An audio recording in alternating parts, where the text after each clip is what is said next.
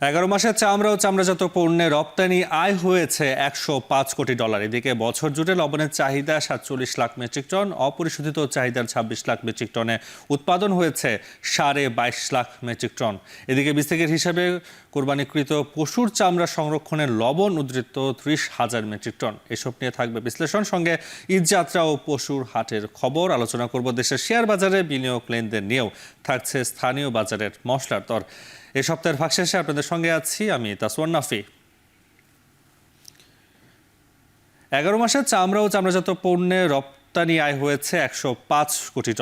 এ নিয়ে অর্থ বছর ভিত্তিক তথ্যচিত্রটা আমরা স্ক্রিনে যদি দেখতে চাই, বিশ্লেষণ করতে চাই চামড়াজাত রপ্তানি আয়, আমরা নিশ্চয়ই দেখতে পাচ্ছি এখানে 2020 থেকে শুরু করে 2025 সাল পর্যন্ত রয়েছে। 2025 সালে 11 মাস পর্যন্ত যেটা আমরা দেখতে পাচ্ছি, 2020-21-এ যদি ফিরে যায় সেখানে আমরা দেখতে পাচ্ছি 94 কোটি 16 লাখ মার্কিন ডলার।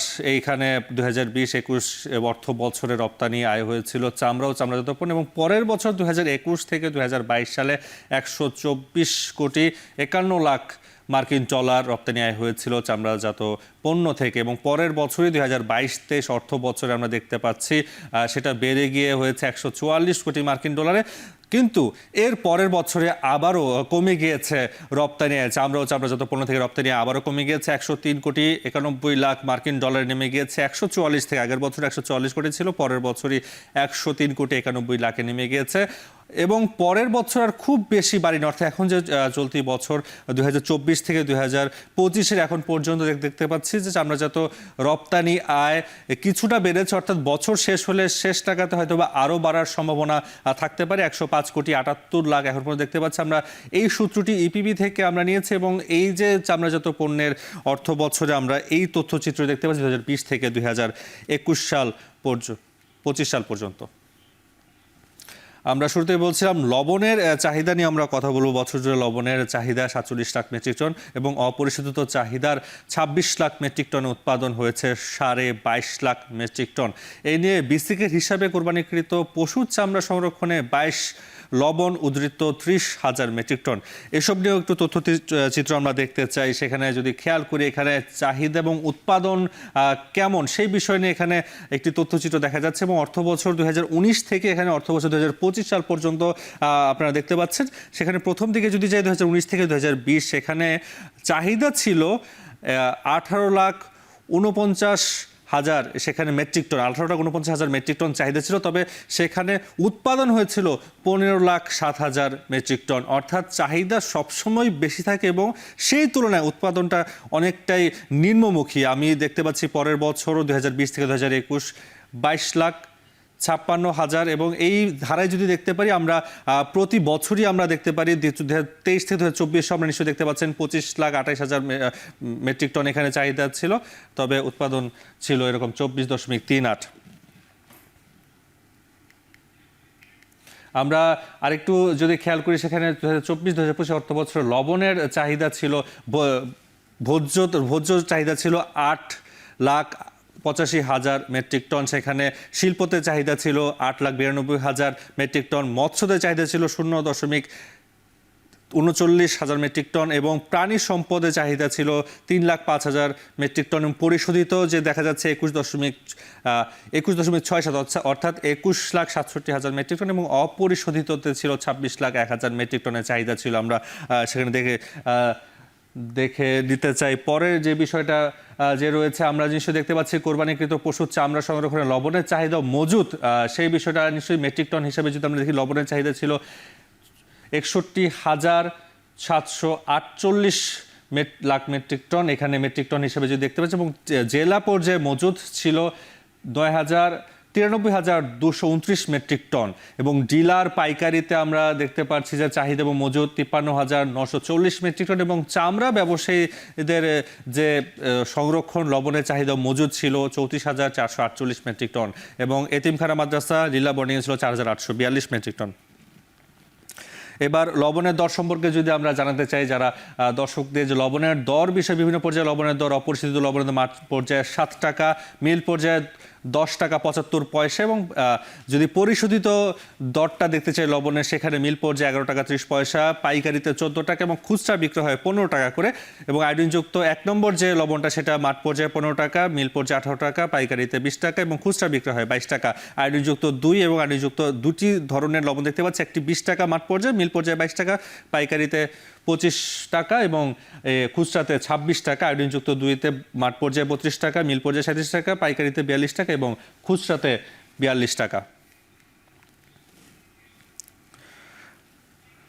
আমরা বিভিন্ন জায়গার লবণ এবং চামড়াজাত পণ্য আয় ব্যয়ের হিসাব, আমরা চাহিদা উৎপাদন দেখছিলাম। এবার দেশের বিভিন্ন জায়গায় জমে উঠছে পশুর হাট এবং পশু ক্রয় বিক্রয়ের খবর জানাতে আমাদের রাজধানীর থেকে তেজগাঁও থেকে আমাদের সাথে যুক্ত হচ্ছেন সহকর্মী গালিব ইবনে রিয়াজ। গালিব, আমরা জানতে চাই আপনার কাছে, এই যে কোরবানির পশুর হাট শুরু হয়েছে, পশুর হাটে কোন ধরনের পশুর চাহিদা বেশি? এছাড়া জানাবেন যে দামের ক্ষেত্রে ক্রেতা বিক্রেতারা কি বলছেন? নাফি, ঈদ মানে তো একটা উৎসব, ঈদ মানে আনন্দ। উৎসব কি বলে আসলে কুরবানি ঈদের ঠিক আগ মুহূর্তে এই যে পশুর হাট থেকে পশু কিনে নেওয়া যাওয়া এবং সেটাকে উৎসব মুখর কি করে করা যায়, পরিবারের সদস্যদেরকে নিয়ে সেই উৎসব মুখর পরিবেশ তৈরি করার চেষ্টা করছেন এখানে বিভিন্ন জন। কারণ আমরা দেখতে পাচ্ছি যে আমরা যে তেজগাঁওয়ে কলোনি বাজার পশুর হাটটিতে রয়েছি, এখানে পরিবারের ছেলে মেয়ে এমনকি মহিলারা পর্যন্ত এখানে আসছেন পশু কিনতে। আপনি বলছিলেন যে কোন আকারের পশুর চাহিদা সব থেকে বেশি। এখন পর্যন্ত আমার চোখে এই হাটে, আমি 2 ঘন্টার উপরে রয়েছি, এই হাটে এখন পর্যন্ত 1 লাখ থেকে 1,50,000, 60 কিংবা 70,000 টাকায় যে গরুগুলো পাওয়া যাচ্ছে সেই গরুগুলো চাহিদা সব থেকে বেশি। এবং আমি যেহেতু এটি উত্তর সিটি কর্পোরেশনের একটি অস্থায়ী হাট এবং পুরো রাস্তার উপরে এই হাটটি করা হয়েছে, তাই এখানে মানুষের চলাচলের জন্য একটু আসলে সুবিধা রয়েছে। যদিও কিছুক্ষণ আগে বৃষ্টি হয়েছে, কিছুটা কর্দমাক্ত হয়েছে পথ চলার জন্য, কিন্তু মানুষের জন্য সহজ বলেই। আর সবথেকে বড় কথা যে এই তেজগাঁর পাশে কিন্তু গুলশান কিংবা নিকেতন, যে কারণে সেখান থেকেও মানুষজন যারা উচ্চবিত্ত পরিবারের তারা এখানে আসছেন পশু কিনতে। মোটামুটি আমি দেখতে পেয়েছি যে যেখানে বড় যে আকারের গরুগুলো, সেখানে সেই গরুগুলো এখান থেকে বিক্রি হচ্ছে, সেটা কিন্তু তুলনামূলক খুবই কম আমার চোখে পড়ছে। আর দামের ব্যাপারে যে ক্রেতা এবং বিক্রেতা, বিশেষ করে হতাশার একটা ব্যাপার আছে না, আমরা বিভিন্ন সময় দেখে থাকি, সেই হতাশা আমি এখন পর্যন্ত কোনো বিক্রেতার চেহারায় দেখিনি। তারা প্রত্যেকেই এখন পর্যন্ত দাম নিয়ে সন্তুষ্ট। আর ক্রেতারা বলছেন যে গতবারের থেকে কিছুটা বেশি হলেও অনেক ক্রেতা বলছেন এটি গতবারের থেকে তিনি কম দামে গরু কিনতে পেরেছেন। তো নাফি, এই ছিল আমার কাছ থেকে এই তেজগাঁও কলোনি বাজারে পশুর হাট থেকে সর্বশেষ। আমরা রাজধানী থেকে যেতে চাই চট্টগ্রামে, দেখতে পাচ্ছি শোয়েব রহমান আছে আমাদের সাথে যুক্ত হয়ে। শোয়েব, জানাবেন যে হাটে ক্রেতা উপস্থিতি কেমন দেখছেন, দরদাম নিয়ে ক্রেতা এবং বিক্রেতারা কি বলছে?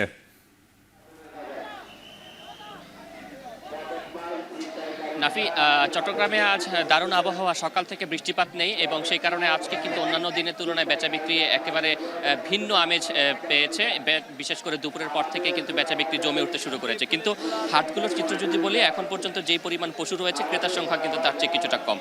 আপনি এখন যে পশুটি দেখতে পাচ্ছেন সেটি সাতকানিয়া থেকে একজন খামারে নিয়ে এসেছেন এবং সেই পশুটির ওজন তিনি বলছেন তার দাবি যে 15 মণ ওজন হবে এবং সেই পশুটি তিনি দাম হাঁকিয়েছেন 6 লাখ টাকা। কিন্তু এখন পর্যন্ত ক্রেতা যারা এসেছেন তারা কিন্তু মাত্র 4 লাখ টাকা পর্যন্ত দাম বলেছেন এবং তিনি বলছেন যে 3 বছর ধরে তিনি পশুটি লালন পালন করেছেন।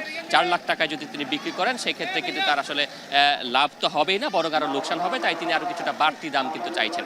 অন্যদিকে হাটের বাকি অংশের চিত্র যদি বলি, প্রতিটি খাইন বা প্রতিটি সারিতেই কিন্তু আসলে পর্যাপ্ত পরিমাণে পশু রয়েছে। কিন্তু সেখানে আমরা বিগত বছরগুলোতে যেমনটা দেখেছি যে প্রচুর ক্রেতা আসেন, দরদাম করেন, কিন্তু এবার কিন্তু আমরা দেখেছি যে প্রতিটি খাইনেই কিন্তু আসলে অলস সময় পার করছেন যারা ব্যবসায়ীরা রয়েছেন বা বিভিন্ন প্রান্ত থেকে যারা খামারিরা রয়েছেন। আপনি দেখতেই পাচ্ছেন যে অলস সময় পার করছেন তারা, খুব একটা ক্রেতা নেই। এই যে এখানে একটি খাইন আমরা দেখতে পাচ্ছি, সেখানে 10 থেকে 12টি এক সারিতে এবং তার ঠিক অপর পাশে কিন্তু আরও 10-12টি পশু রয়েছে, কিন্তু ক্রেতা কিন্তু একেবারেই নেই।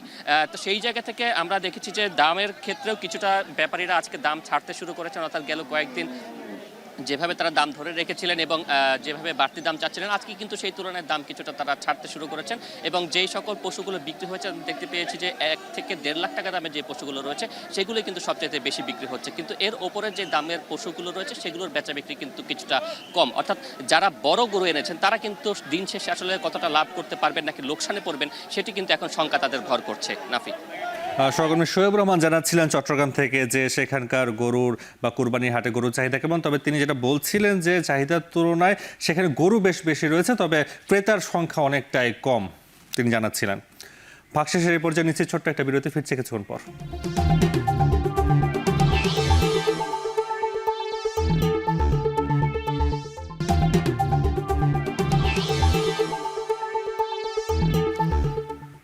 বিরতির পর ফিরে এলাম, আপনারা দেখছেন ভাগশেষ।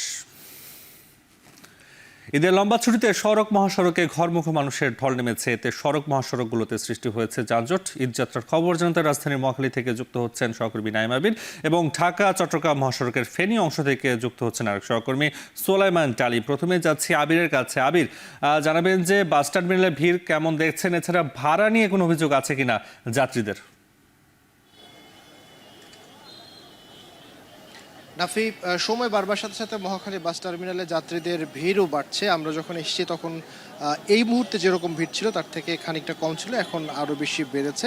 অবশ্যই ভাড়া নিয়ে যাত্রীদের অভিযোগ রয়েছে। আমি আগে তার একটু চিত্রটা দেখিয়ে নিতে চাই যে এই মুহূর্তে মহাখালী বাস টার্মিনালের টিকিটের লাইনে যে যাত্রীদের চাপ আমরা দেখছি সেটি একটু দেখাতে চাই। এবং সেখানে কিন্তু দাঁড়িয়ে টিকিট সংগ্রহ করতে দেখা গেছে এখানে পুরুষ এবং নারীদের আলাদা আলাদা লাইন রয়েছে। এবং সময়ে কিছুক্ষণ আগে যখন বৃষ্টি ছিল, গুড়ি গুড়ি বৃষ্টি হচ্ছিল, সেই বৃষ্টির কারণে কিন্তু যাত্রীদের ভোগান্তি আর একটু বেড়ে গেছে স্বাভাবিকভাবে যেরকম অবস্থা থাকে। এবার আপনার দ্বিতীয় প্রশ্নের ব্যাপারে আসি যে যাত্রীদের ভাড়ার বিষয়ে অভিযোগের কথা যদি একটু বলতে চাই, তাহলে অবশ্যই ভাড়া নিয়ে তাদের একটু অভিযোগ আছে বটেই। তারা আসলে বলছেন যে সাধারণত এখান থেকে যে বাসগুলো ছেড়ে যায় সেগুলো সাধারণত ঢাকা, ময়মনসিংহ, জামালপুর, টাঙ্গাইল, নেত্রকোনা এই রুটগুলোর মূলত বাস এখান থেকে ছেড়ে যায়। এবং এখানে আমি যদি বলি যে 300 থেকে 400 টাকা মোটা দাগে এই রুটগুলোর ভাড়া, কিন্তু সেই ভাড়া প্রায় 600 থেকে 700, 800 এবং অনেক ক্ষেত্রে 1000 টাকা পর্যন্ত ভাড়া কিন্তু এখানে আমরা লক্ষ্য করেছি। এবং যাত্রীরাও আমাদেরকে সেটি বলছেন যে বিভিন্ন রুটের ভাড়া কিন্তু বেশি। আর একটি বিষয় এখানে সবথেকে গুরুত্বপূর্ণ এই টার্মিনালটিতে আমি যদি বলি, তাহলে বাস কিন্তু যে শিডিউল মেনে চলার কোনো সুযোগ এখানে আমরা এখনো পর্যন্ত পাইনি। 2 থেকে 3 ঘন্টা পর্যন্ত সময় লাগছে একটি করে বাস ছেড়ে যেতে। এবং যাত্রীরা কিন্তু প্রায় আমরা এমন যাত্রী পেয়েছি 3 থেকে 4 ঘন্টা পর্যন্ত তারা আসলে দাঁড়িয়ে থেকেছেন বা অপেক্ষা করেছেন। তো মহাখালী বাস টার্মিনাল থেকে এই হলো আমার কাছে সবশেষ। নাইম জানাচ্ছিলেন মহাখালী বাস টার্মিনাল থেকে। এবার যেতে চায় ঢাকা চট্টগ্রাম মহাসড়কের ফেনী অংশ থেকে সোলাইমান ডালিমের কাছে। ডালিম, জানাবেন যে যাত্রীদের চাপ তো বেড়েছে, সে অনুপাতে যানবাহন পাওয়া যাচ্ছে কিনা, এছাড়া যাত্রীদের কোনো দুর্ভোগ চোখে পড়েছে কিনা? কাফি ঈদুল আজহা অনেকটা দুয়ারেই আমাদের। এই শেষ সময়টাতে যাত্রীর চাপ বেড়েছে। তবে আমরা ঢাকা চট্টগ্রাম মহাসড়কের ফেনীর যে 26 কিলোমিটার পথ রয়েছে, 26 কিলোমিটারে সকাল থেকেই আমরা দেখেছি যে মানুষের চাপ বাড়লেও যানজট খুব একটা নেই। মানুষ অনেকটা নির্বিঘ্নেই কিন্তু যাতায়াত করতে পারছেন বলে সাধারণ যারা ঢাকা, চট্টগ্রাম সহ দেশের বিভিন্ন প্রান্ত থেকে ফেনীতে আসছেন তারা জানিয়েছেন। তবে ভাড়ার বিষয়ে তারা অভিযোগ করেছেন। তারা বলেছেন যে অন্যান্য সময় যে ভাড়া, সেই ভাড়ার চাইতে অনেকাংশে 30-40% বেশি ভাড়া নেওয়া হচ্ছে। আর চট্টগ্রাম থেকে যারা ফেনীতে আসেন সেই সব যাত্রী আমাদেরকে যেটি বলছেন যে ভাড়া অনেকাংশে দ্বিগুণ বেশি নেওয়া হচ্ছে। এছাড়াও ঢাকা চট্টগ্রাম মহাসড়কের এই অংশে আমরা দেখেছি যে গবাদি পশুবাহী যেসব পরিবহন রয়েছে সেগুলোও কিন্তু অধিক ভাড়া বেশি নেওয়ার অভিযোগ আমাদেরকে করছেন। যেসব গবাদি পশু যারা আনা নেওয়া করছেন তারা বলছেন যে অন্যান্য সময় চট্টগ্রামে একটি পিক আপ নিয়ে যেতে হলে 3 থেকে 4 হাজার টাকায় নেওয়া যেত, সেটি এখন 5 থেকে 6 হাজার টাকার মধ্যে নেওয়া হচ্ছে। আমরা কথা বলেছি ঢাকা চট্টগ্রাম মহাসড়কের এই অংশে যারা কর্মরত হাইওয়ে পুলিশ রয়েছেন তাদের সাথে। তারা আমাদেরকে যেমনটি জানিয়েছেন যে এই মহাসড়কের ঈদযাত্রাকে নির্বিঘ্ন করার জন্য নিরাপত্তা ব্যবস্থা থেকে শুরু করে কোনো ধরনের সড়ক দুর্ঘটনা যদি কেউ আক্রান্ত হয় সেই মানুষগুলোকে নিয়ে হাসপাতালে নেওয়ার জন্য যেই ব্যবস্থা সেটি কিন্তু তারা নিয়েছেন। এছাড়াও মহাসড়কের এই অংশে রাতের অংশে যদি কোনো ধরনের অপ্রীতিকর ঘটনা, ডাকাতি, চুরি, ছিনতাই যদি ঘটে থাকে সেই ক্ষেত্রেও কিন্তু তারা সজাগ রয়েছেন এবং এ বিষয়ে ব্যবস্থা গ্রহণ করছেন। তো এই ছিল ঢাকা চট্টগ্রাম মহাসড়কের ফেনীর লালপুল এলাকা থেকে আমাদের কাছে আজকের মহাসড়ক পরিস্থিতির খবরের সর্বশেষ। সহকর্মী সোলাইমান ডালিম জানাচ্ছিলেন ঢাকা চট্টগ্রামের ফেনী অংশ থেকে ঘরে ফেরা মানুষের খবর। এবার জানাবো পুঁজিবাজারের খবর।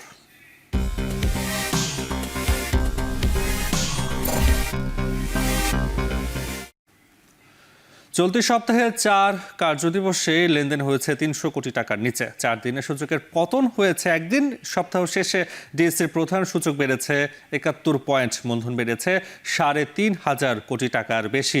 আমরা একটু দেখতে চাই বিস্তারিত সেখানে যদি আমরা খেয়াল করি, যা বলছিলাম যে ১ জুন ২০২৫-এ ৩০.৪৮ পয়েন্ট ছিল, সেটা ইতিবাচক অবস্থায় ছিল। লেনদেন হয়েছে ২৩৫ কোটি ১৮ লাখ টাকা এবং ডিএসসিএক্স প্রধান সূচকে যেটা দেখতে পাচ্ছি ৪৬৬৮.৪০ পয়েন্টে রয়েছে এবং বাজারে মূলধন ৬,৫০,২০৬ কোটি টাকা। পরের দিন ২ জুন ২০২৫-এ ইতিবাচক পর্যায়ে ছিল সূচকের পরিবর্তন এবং ২১.১১ পয়েন্ট এবং লেনদেন হয়েছে ২৭৫ কোটি ৩০ লাখ টাকা এবং ডিএসসি প্রধান সূচকে ৪,৬89.৫২ পয়েন্ট এবং ৬,৫২,৬৯৩ কোটি টাকার বাজার মূলধন ছিল এবং পরের দিনে আবার নেতিবাচক পর্যায়ে ছিল ২৪.৭২ সূচকের পরিবর্তন নেতিবাচক অবস্থায় চলে এসেছে, যেটা একদিনের কথা বললাম কিছুক্ষণ আগে এবং লেনদেনে ২২৯ কোটি ৬ লাখ টাকা লেনদেন হয়েছে এবং ডিএসসি প্রধান সূচকে ৪,৬64.৭৯ এবং বাজারে মূলধন ছিল ৬,৪৭,১৫২ কোটি টাকা। পরের দিন ইতিবাচক আবারও ফিরে এসেছে, ইতিবাচক ৪০.২৯ পয়েন্ট, সেখানে ইতিবাচক অবস্থায় রয়েছে। লেনদেন হয়েছে ২২৪ কোটি ৪৯ লাখ টাকা এবং ডিএসসিএক্স প্রধান সূচকে দেখতে পাচ্ছি ৪,৭০৯.০৯ পয়েন্ট। বাজারে মূলধন ছিল ৬,৫০,৫৯১ কোটি টাকা।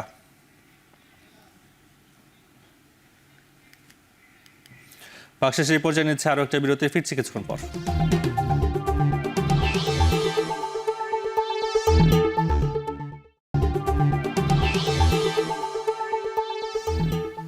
ফিরে এলাম বিরতির পর, আপনারা দেখছেন ভাগশেষ।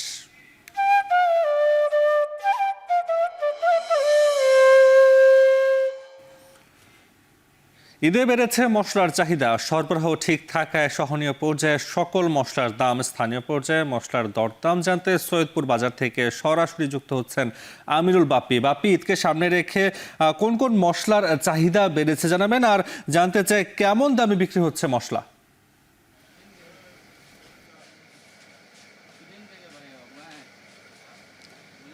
নাফি, আর একদিন পরে ঈদ, তো এই সময় আসলে যেহেতু কুরবানির ঈদে প্রচুর পরিমাণে মাংস রান্না হয়, তাই মশলার চাহিদাটা খুব স্বাভাবিকভাবেই বেড়ে যায়। তো সৈয়দপুর বাজারে এবার ক্রেতাদের জন্য খুবই সুখবর যে মশলার দাম কমে গেছে অনেকখানি এবং ব্যবসায়ীরা বলছেন যে বিভিন্ন ধরনের যে মশলার দাম সেটা ১,০০০ টাকা পর্যন্ত কমেছে। আজকের বাজারে সবথেকে কম দামে যে মশলাটি বিক্রি হচ্ছে সেটি হচ্ছে দারুচিনি, যার কেজি প্রতি পড়ছে ৪২০ টাকা। এরপরে আছে জিরার দামই সব থেকে কমেছে। আমাদেরকে বলছেন যে ১১০০ টাকার জিরা ৫৫০ থেকে ৬০০ টাকা মানভেদে বিক্রি হচ্ছে। আর সব থেকে বেশি দাম এই মুহূর্তে যে মশলাটি সেটি হচ্ছে ছোটো এলাচ, যেটির দাম সবসময় আসলে বেশি থাকে। এটি মানভেদে বিক্রি হচ্ছে ৩,৮০০ থেকে ৫,০০০ টাকা পর্যন্ত। এছাড়া অন্য যে মশলাগুলো আছে সেগুলোর দাম যদি একটু জানাতে চাই, বড় এলাচ বিক্রি হচ্ছে ২,৬৫০ টাকা, লং বিক্রি হচ্ছে ১,৩০০ টাকা, গোলমরিচ বিক্রি হচ্ছে ১,১৫০ টাকায় কেজি দরে। এবং যেহেতু আর একদিন পরে ঈদ, চাহিদা বেড়েছে আর ক্রেতারা আসেন সাধারণত আমরা এর আগের বছরের অভিজ্ঞতাগুলোতে দেখেছি যে আজকে সন্ধ্যার পর থেকে শুরু করে আগামীকাল সারাদিন এই ক্রেতাদের ভিড়টা থাকবে। বিশেষ করে মশলার যে বাজারগুলো এগুলো হচ্ছে সে একদম শেষ মুহূর্তের কেনাকাটা, যেহেতু তাই শেষ মুহূর্তেই আসলে ক্রেতারা আসেন এইখানে। এছাড়া শুকনো মরিচ বিক্রি হচ্ছে ৩০০ টাকা কেজি এবং পোলার চালের একটা চাহিদা বেড়ে যায়। সেই পোলার চালের দামও কমে গেছে, বিক্রি হচ্ছে মাত্র ১০০ টাকা কেজিতে, যেটি স্বস্তিদায়ক বলছেন ক্রেতা এবং বিক্রেতা উভয়ই। তো মশলার যে সরবরাহ সেটি পর্যাপ্ত রয়েছে এমনটি আমাদেরকে জানিয়েছেন ব্যবসায়ীরা। এবার ঈদটি নির্বিঘ্নেই কাটবে বলে আশা করছেন তারা। তো নাফি, এই ছিল আমার কাছে সৈয়দপুরের মশলা বাজার থেকে সবশেষ অবস্থা। সৈয়দপুর থেকে সহকর্মী আমিরুল বাপ্পি জানাচ্ছিলেন সেখানকার মশলার বাজারের খবর। তিনি যেটা বলছিলেন যে কোরবানি ঈদকে সামনে রেখে পোলার চাহিদাও বেড়েছে এবং সেখানে সরবরাহ বেড়েছে, দামও কিছুটা কমেছে এবং স্বস্তিও বেড়েছে এবং মশলার পর্যাপ্ত সরবরাহ রয়েছে বলেও জানাচ্ছিলেন তিনি। এর সাথে শেষ করছি ভাগশেষ। এখন টেলিভিশন ওয়েবসাইটে ভিজিট করুন www.এখন.tv, এছাড়া ফেসবুক দেখতে ভিজিট করুন facebook.com/tv.economy, ইউটিউবে দেখতে ভিজিট করুন youtube.com/c/econtv।